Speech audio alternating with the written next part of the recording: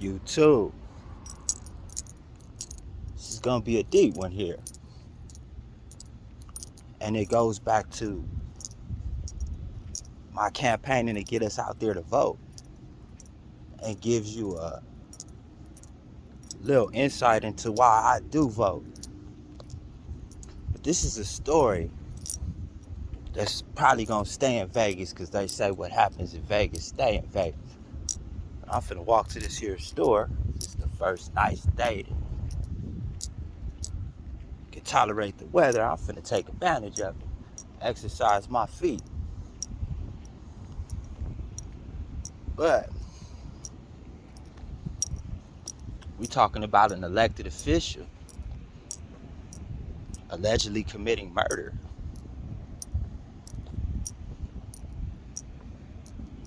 To protect his dirty secrets. Clark County official Robert Tellis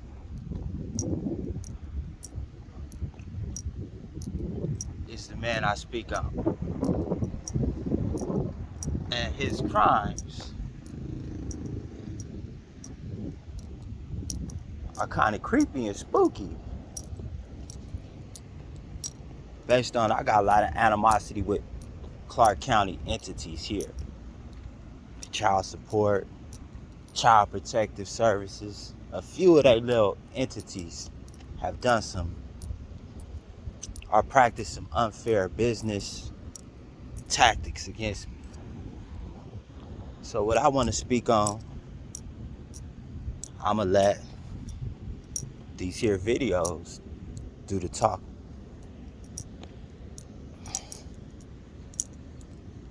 Now, after you watch these here videos, it's 2 clips. So I'm gonna make this a 2-part topic. Murder in Vegas, part 1. That's what this one gonna be.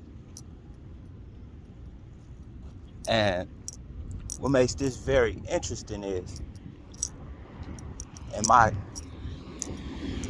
political campaigning and canvassing, I know who these people are. And I want to show you the corruption, because it wasn't the police who actually helped bring this dude down. The victim is a journalist here, investigative journalist, if you get where I'm coming from. So he investigates misconduct by the government, which a lot of these elected officials here in Las Vegas, especially, like I've stated before, this is a mob state. This city is a mob city, and it's ran that way. And if you can't understand that, this is a perfect example of giving you an illustration. An elected official murders a journalist, allegedly. But the evidence is very compelling. And like I say, it was brought to Metro's attention by the Las Vegas Review-Journal. Hey, that getaway car belongs to the dude our man been investigating. Something Metro should have known before they even released that video to the public. Come on, Joe Lombardo. Ain't you running for governor? And keep in mind, everything that didn't happen out here, the only 2 times I didn't really seen this Wolfson involved in something as district attorney was the October 1 shooting. 58 people did, and now this. Don't y'all wish y'all voted for Ozzy now? Well, check out this here news clip, and I'm gonna come back at y'all with my take on it. Joe Lombardo reacting to the murder of Review Journal reporter Jeff Gehrman as he shares new details about the accused killer, elected Clark County Public Administrator Robert Tellis, who police say stabbed Gehrman 7 times after the journalist reported on the turmoil in that county office. Tellis making his initial appearance in court just under 24 hours after police say he was loaded into an ambulance with self-inflicted wounds and arrested. All right, this investigation continues to develop by the day. It's been moving so fast, and we have team coverage for you again tonight. Good evening, by the way. Thank you for joining us for this special edition of News 3 after the football game. I'm Jim Snyder. And I'm Marie Mortera. Let's start with our Steve Wolford detailing what happened in court today.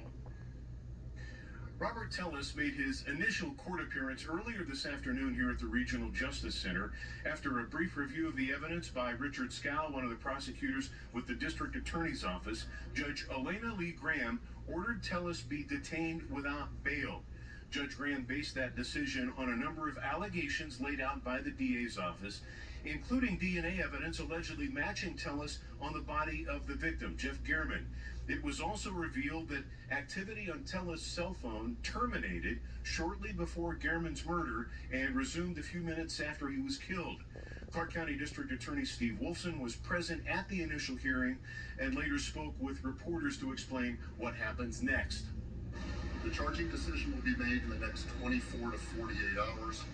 I am very, very familiar with the evidence in this case. The evidence is compelling. I expect us to file a charge of open murder against Mr. Tellis. That will be formally announced at the next court date, which is his arraignment. For now, anyway, Tellis is being represented by an attorney with the Public Defender's Office. Steve Wolfson did not rule out the possibility of additional charges being filed in addition to the open murder. At the Regional Justice Center, Steve Wolford, News 3. All right, also really interesting that Jeff Gehrman spent his career collecting evidence to prove the stories that he was reporting on. He ended up collecting key evidence in this case at that point while he was being murdered. We're sharing, get some of the new information we're finding out today about what linked police or how they linked Tellis to this murder. Our Lauren Clark was at Sheriff Lombardo's news conference today and continues our team coverage. A press conference today, Sheriff Joe Lombardo calling the case a jarring homicide. It's a story that has captured the attention of national headlines as seasoned Las Vegas Review-Journal reporter Jeff Gehrman was found stabbed to death outside of his home in broad daylight, and the prime suspect, an elected official. This is a terrible and jarring homicide, one that has deeply impacted Las Vegas. Sheriff Joe Lombardo speaking to reporters after officially taking this man, 45-year-old Robert Tellis, and the Clark County Public Administrator, into custody. Police say it all started Friday morning when 69-year-old Jeff Gehrman was stabbed outside of his home around 11 a.m. Police say they found his body with multiple stab wounds the next day. That's when the hunt for the killer ensued. This is a tragic loss for our community and something that will not be tolerated. Police released this photo of a suspect dressed in a wide-brimmed sun hat, white shoes, and orange safety vest, then surveillance video of the suspect walking into Gehrman's home. But a big break in the case was connecting Tellis to the crime from a tip that linked his car to the one leaving the scene. A car matching the description caught by News 3 cameras being towed away on Wednesday as police executed a search warrant on his home.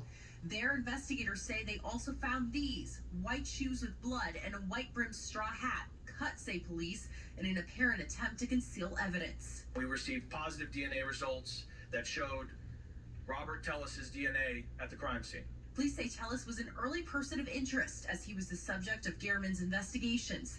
Gehrman reported on allegations of harassment and favoritism in Tellis' workplace, causing the administrator to lash out on Twitter, calling him a, quote, bully, and his reporting a smear campaign.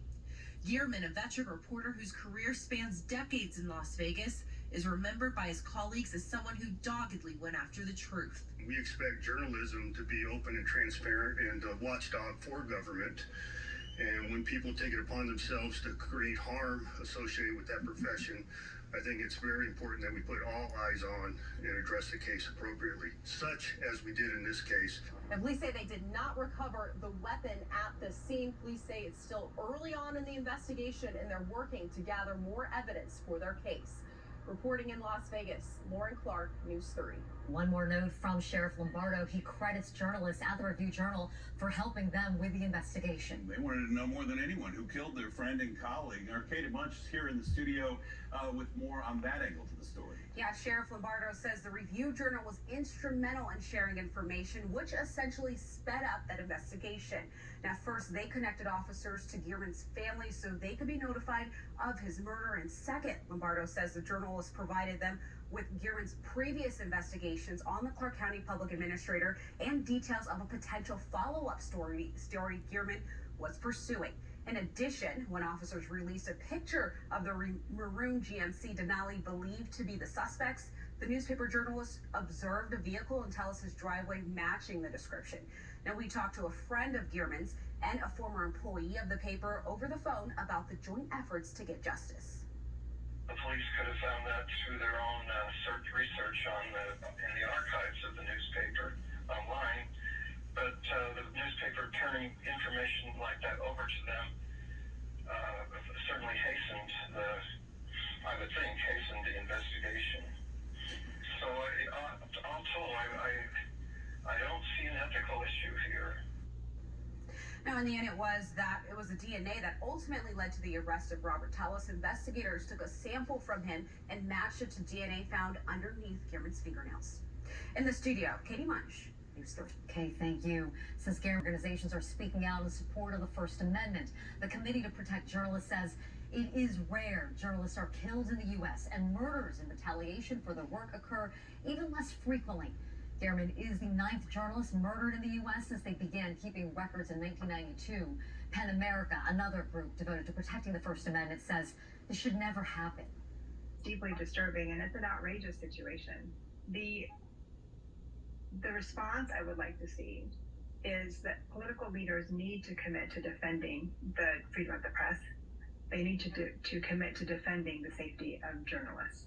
Earlier, Sheriff Lombardo said journalism should be a watchdog for the government, but he refused to condemn former President Trump's normalization of violence against the profession. We'll have more on the story tonight on News 3 live at 11.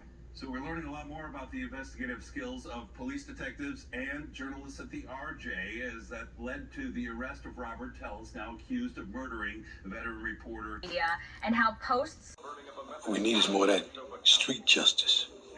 Amen to that. On Highway 19, about 10:30 Sunday night, Schwerner, Goodman, and Cheney were pulled over for speeding by Deputy Sheriff Cecil Parmenter, reputed to be a Klan member. Nothing scares white people more than black people voting. You hear that? About black gangsters. After seeing that, YouTube, how deep is that? I see through the interrogation paint on the windows. I clearly understand what they getting at. If it wasn't for his co-workers and his investigative mark he's left, this probably still be a cold case. Let's put this into perspective. This is an elected official in the middle of a campaign season, alleged to have committed his own murder.